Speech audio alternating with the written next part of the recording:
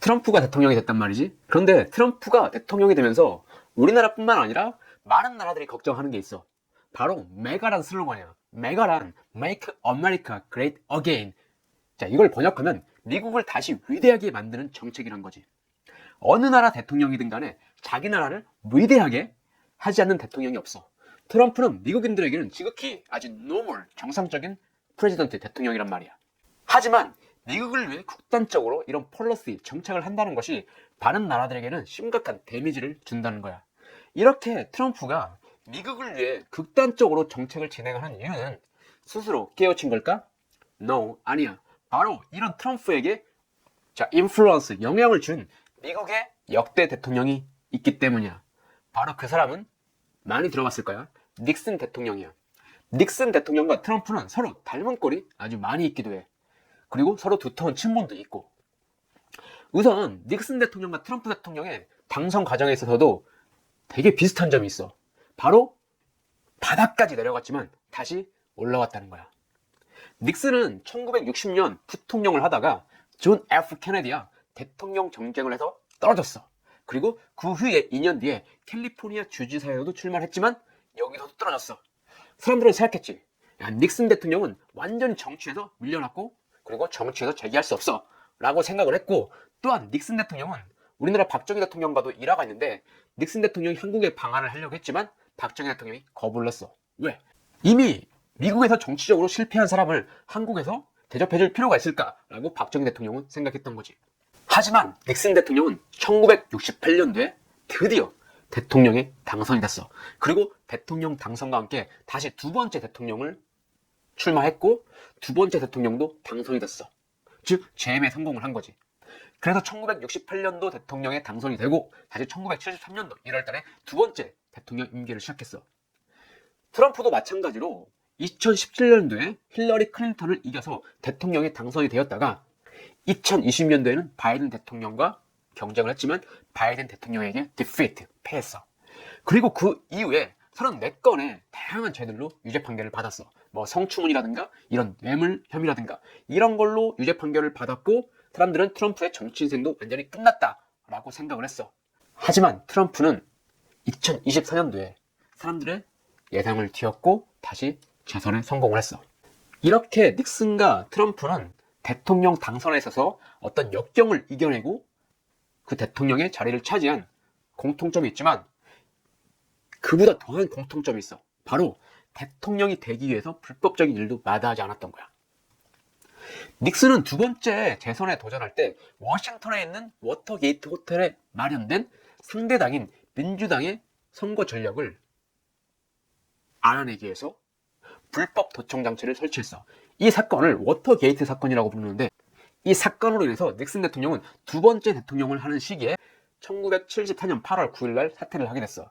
그래서 닉슨 대통령은 대통령 임기 중에 사퇴한 최초의 미국 대통령이 되게 됐지.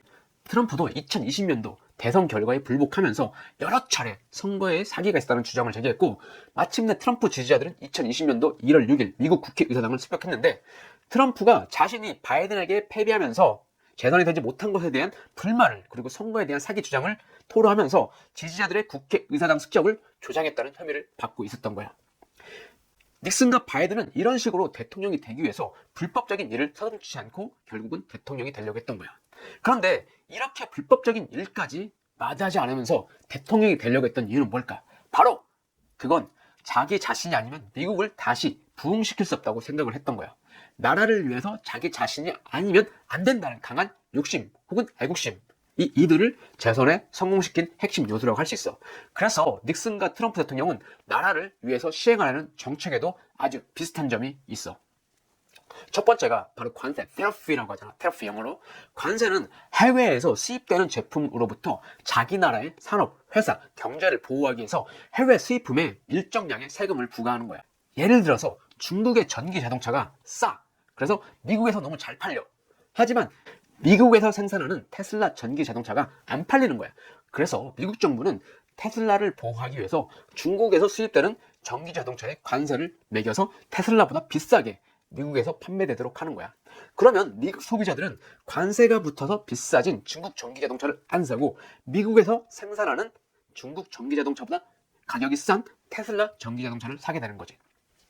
자, 이 트럼프는 해외 수입품에 대해서 보편 관세 10%에서 20%를 매긴다는 공약을 내걸고 있고, 그리고 캐나다와 멕시코로부터 수입하는 제품에 대해서 25%의 관세, 그리고 중국 수입품에 대해서 60%의 관세를 부과하겠다고 했어. 그리고 닉슨 대통령도 당시 베트남 전쟁으로 인해서 미국 경제가 어려워지고 유럽과 일본으로부터 많은 제품을 수입하게 되는 상황이 벌어졌어. 그래서 미국의 제조업이나 산업이 많이 어려워진 시기를 겪고 있었던 거야. 그래서 미국 내 제조업을, 그리고 미국 내 산업, 미국 내 회사들을 보호하기 위해서 해외 수입품에 대해서 보편관세라는 명명으로 10%를 부과했어. 트럼프가 공약한 대로 관세가 10% 혹은 20%, 30%가 우리나라에서 수출하는 자동차 혹은 반도체에 붙어주면은 미국에서는 우리나라가 수출한 자동차나 반도체를 사는 것보다 미국에서 만드는 자동차와 반도체를 사는 것이 더 유리한 거야. 그러면 우리나라처럼 미국에 물건을 수출하는 나라들은 큰 타격을 입게 되는 거야. 그래서 우리나라 같은 기업들 혹은 많은 세계 나라의 기업들이 이런 관세를 피하기 위해서 미국의 생산 공장을 지으려고 하는 거야. 미국 내에서 만들어진 제품이 미국에서 판매되면 관세라는 게 붙지 않거든. 자, 그리고 안보에 있어서도 트럼프와 닉슨 대통령은 경제적 비용을 중시한다는 비슷한 점이 있어. 그게 뭐냐면 트럼프는 한국의 주한미군 철수를 고려하고 있어. 그 이유는 쓸데없이 미국에서 주한미군 방위비를 부담하는 것에 대해서 불합리하다고 생각하는 거야. 뿐만 아니라 트럼프는 북한을 견제하기 위해서 주한미군을 사용하는 것보다 미국의 최대의 적인 중국을 견제하는 데 있어서 주한미군을 사용하는 게 맞다고 생각해서 주한미군을 중국을 견제하는 데 사용하려고 지금 생각을 하고 있단 말이야. 그리고 닉슨 대통령 또한 1972년도에 베트남 파병 미군 군사 50만 명을 철수했고, 박정희 대통령 시절 때 주한미군 7사단도 한국에서 철수를 했어. 그 이유는 미국의 아시아에 대한 개입을 줄이려고 했고, 이 개입을 줄임으로써 미국이 막대한 국방비를 사용하는 부담을 줄이려고 했던 거야. 결국은 닉슨이나 트럼프 대통령이나 미국에서 들어가는 국방비에 대한 방위 부담금을 줄이기 위해서 한국에 주둔했던 주한미군 혹은 베트남에 파병했던 군사들을 철수를 시킨 거야. 그리고 외교에 있어서도 이 닉슨과 트럼프의 방향성은 다르지만 비슷한 외교 전략을 구사하게 됐어. 닉슨 대통령 시절 국무부 장관이 누구였는지 알아? 바로 키신저야. 아주 유명한 사람이지. 키신저는 미국과 소련의 냉전 구도에 있어서 유리한 입장을 취하기 위해서 중국과 화해 관계를 만들었던 사람이야. 닉슨 대통령 시절 미국과 소련은 냉전 관계로 인해서 서로 앙숙이었어. 그래서 당시에 국무부 장관이었던 키신저는 소련을 견제하고 또한 더 유리한 입장을 취하기 위해서 중국과 화해의 관계를 만들어서 소련을 더 코너에 몰고 유리한 입장을 취하려고 했었어. 즉 소련을 더 코너에 몰아가기 위해서 중국과 친화적인 관계를 만들면서 유리한 입지를 확보하려고 했던 거지.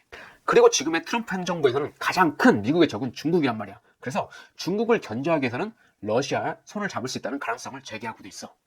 결국은 닉슨이나 트럼프나 적은 다르지만 둘 다 적을 궁지에 몰아넣기 위해서 다른 적과 손을 잡는 EEJ라는 작전을 사용하는 모습은 서로 닮았다고 할 수 있지. 그리고 마지막으로 닉슨과 트럼프는 선거 전략에 있어서도 비슷한 전략을 사용했어. 바로 그게 침묵하는 다수의 지지를 얻은 거야. 닉슨 대통령은 1968년도 대선에 나갈 때 많은 사람들이 거리로 나와서 베트남과 전쟁에 대해서 반대 시위를 했었어. 미국 사람들은 베트남과 전쟁을 하지 말라고 했던 거야. 그런데 닉슨 대통령은 전쟁을 지지하면서 거리로 나오지 않는, 목소리를 내지 않는 침묵하는 다수의 의견도 강조하면서 침묵하는 다수로부터 표를 얻으려고 했어. 그래서 닉슨 대통령은 거리로 나와서 시위를 하면서 전쟁을 반대하면서 크게 소리를 외치는 사람들과 전쟁을 지지하지만 거리로 나오지 않고 목소리를 내지 않는 이 침묵하는 다수로부터 지지를 얻기 위해서 베트남에서 미군의 철수를 한 번에 즉각하는 것이 아니라 베트남의 자주적 방어 태세를 강화하고 미군의 개입을 점차 줄여가는 방식으로 미군을 철수시켜서 전쟁에 반대하는 사람들, 그리고 전쟁을 지지하는 침묵하는 다수, 이 두 진영으로부터 표를 얻은 거야. 바로 일거양득의 아주 효율적인, 효과적인 선거 전략이라고 할 수 있지. 트럼프도 메가, 즉 Make America Great Again이라는 슬로건을 내걸고 저소득 그리고 저학력 백인 남성 중심의 침묵하는 다수를 언급하면서 그들로부터 지지를 얻어냈어.